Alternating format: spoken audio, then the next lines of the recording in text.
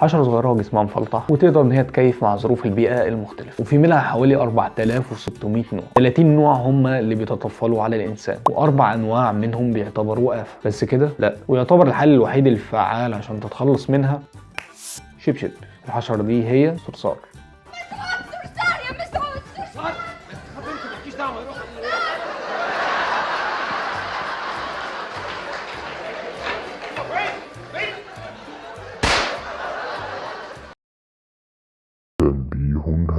مبدئيا كده، لو انت بتخاف من الحشرات عموما، او لو مش بتقدر انك تشوف حتى الصور، فبلاش تتفرج على الفيديو ده واستنى فيديو الاسبوع اللي جاي، او ممكن تشغل الفيديو صوت بس. اما لو انت قلبك جامد والحاجات دي ما بتخوفكش، يلا بينا على الانترو.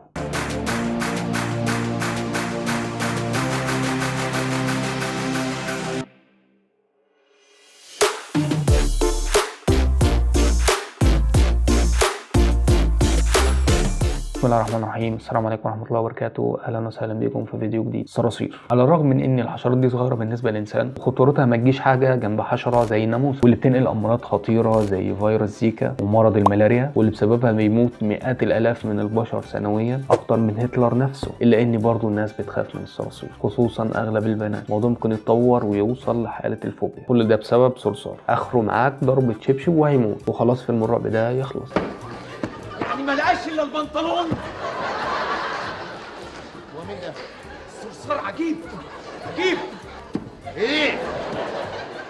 بيهزر هزار بايخ. ايه؟ توفى الى رحمه الله.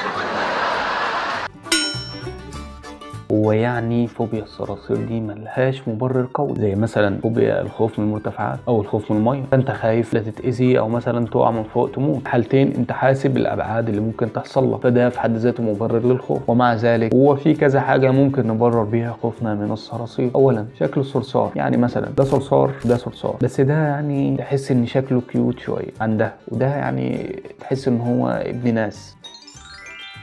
تاني حاجة ان هم بيحبوا الضلمة ومش بيحبوا اي مكان فيه نور، عشان كده تلاقيهم في كل مكان موجودين. تالت حاجة سرعة الصرصار ورد فعله بتكون غير متوقعة دايما، وحركته العشوائية اول ما بيحس باي ضرر ممكن يصيبه. رابعا بقى حالة خاصة، لان رابعا سجلوا اوريجي. ما زالت المباراة لم تكشف عن كامل. والله برشلونة يا جدعان، الله يخرب بيته فلفل. نخش على خامسا، ويمكن هو ده السبب الاساسي لخوفنا من الصراصير، ان الصراصير عندها حوالي 154 مستقبل للشم و544 مستقبل للتذوق، ضعف عدد اي حشرة. فهم بيتطفلوا على اي اكل عندك في البيت، ده ما تطفلوش عليك انت شخصيا في يوم من الايام، ومشوا على ايديك او جسمك او على سريرك، وبعد ما بيلمسوك هم بينظفوا نفسهم على طول.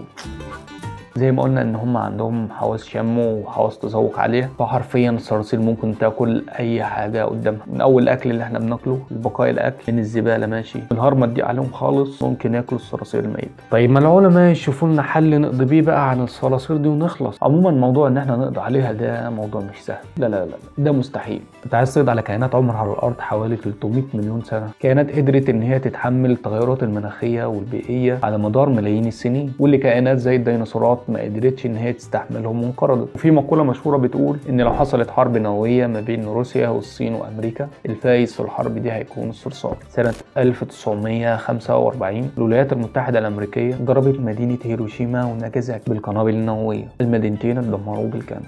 لا بشر ولا حيوانات ولا حتى نباتات قدرت ان هي تقاوم قوه النووي، الا ان كان في تقارير كانت بتقول ان الحاجه الوحيده اللي نجت من القنابل النوويه هي الحشرات القديمه اللي هي الصراصير منهم. افهم من كلامك ان الصراصير قدرت تفلت من سلاح جبار زي النووي ده ازاي ده؟ بص، عموما القنبله النوويه لما بتنفجر بيطلع معاها حراره واشعاع، الانفجار حرفيا بيشيل اي حاجه موجوده على الارض، والحراره ممكن توصل ل 4000 درجه سيليزيه، فمفيش كائن موجود على الارض يقدر انه يستحمل الكميه الرهيبه دي. الصراصير بطبيعتها مش بتبقى موجوده في اغلب الوقت على الارض. اما بالنسبه للاشعاع، الطبيعي اللي بيحصل لما الاشعاع بيدخل جسمنا بيلعب في الدي ان ايه الموجود للخليه، والدي ان ايه هو الماده الوراثيه اللي هتتنقل بعد كده للخليه الخلايا الجديدة اللي هتتكون في جسمنا. خلايا جسمنا هتتأثر بالإشعاع وهتنقسم بشكل غير طبيعي وهتزيد في العدد وهتتحول لخلايا سرطانية. طيب هل الإشعاع ده بيصيب كل خلايا الجسم؟ أكيد لا، الإشعاع بيصيب بس الخلايا اللي عندها حساسية منه، الخلايا اللي هي بتنقسم بشكل مستمر في جسمنا. فالإشعاع بيستغل الخلايا دي ويبدأ إن هو يلعب في الدي ان ايه بتاعها ويخليها تنقسم بشكل غير طبيعي زي ما قلنا. مثال على الخلايا دي نخاع العظام اللي بينتج خلايا الدم باستمرار. عشان كده اغلب الناس اللي بتموت من الاشعاع بيكون بسبب امراض نخاع العظام، وعشان كده برضو الاشعاع بيستخدموه في علاج السرطان، لان زي ما قلنا ان الخلايا السرطانيه بتنقسم بسرعه، فاحنا لو عرضنا الخلايا السرطانيه دي لمستوى عالي من الاشعاع هتتلف وتموت. فالصراصير او الحشرات عموما بين كل مره ومره يحصل انقسام للخلايا، بمعنى انه ما بيحصلش باستمرار زي ما بيحصل في الانسان او في الحيوان، وكده على حسب الحاله اللي موجوده فيها الخلايا. فالخلايا لو في حاله انقسام الاشعاع هيأثر عليها وهتموت، اما لو الاشعاع هيصيبها وهي مش في مرحله انقسام ممكن يحصل تلف بسيط في الدي ان ايه، الخلايا تقدر تصلحه وكأن مفيش اي حاجه حصلت.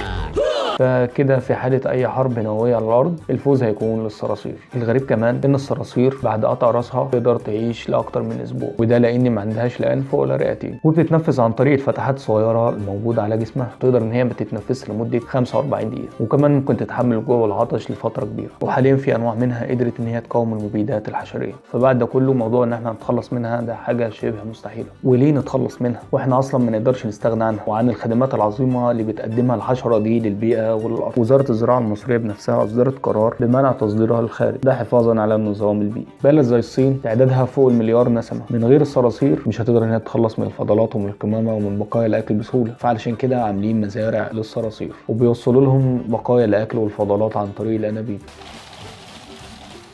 وفي الغابات وفي الأراضي الزراعية وجود حشرة زي الصراصير بيساعد على خصوبة التربة عن طريق فضلات الصراصير اللي غنية بالنيتروجين. كلنا أكيد شفنا فيلم فول الصين العظيم، والمشهد ده خصوصا كنا فاكرين إن فيه مبالغة من المخرج.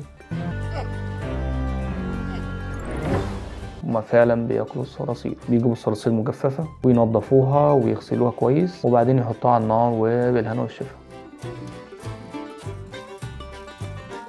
واحيانا ممكن يحطوها على تورته او على بعض الحلويات زي المكسرات، وتعتبر بديل ممتاز للبروتين، لان عندك بلد زي الصين دي لو اكلوا لحمه زينا هيشحتوا. كمان لقيوا انهم ممكن يصنعوا ادويه من الصراصير بتساعد في علاج امراض المعده والقرح الفمويه والهضميه وكمان الجروح. في حيوانات بتعتمد على الصراصير كغذاء ليها زي مثلا الفئران والضفادع، وكمان بيصنعوا من الصراصير علف الحيوانات التانية. وبكده تكون الحلقة انتهت، ويستمر السؤال: هل بعد 30 سنة عددنا لو زاد ووصل زي الصين ممكن ناكل الصراصير؟